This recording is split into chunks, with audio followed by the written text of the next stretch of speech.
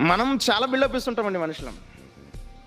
మన గొప్పతనం చెప్పడానికి ఏం చేస్తుంటే, నా చెప్పు విలువ కాదంటుంటారు కొందరు. అవునా? నా చెప్పు విలువ కాదు అని వేరేల గురించి మాట్లాడడం కాదు.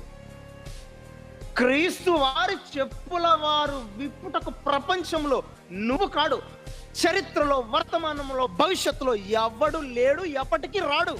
దేనికి? చెప్పుల వారు విప్పటానికి. అంత పరిశుద్ధుడు ఆయన, అంత నిష్కల్మషం కలిగిన వాడు ఆయన యేసుక్రీస్తు వారు అంటే.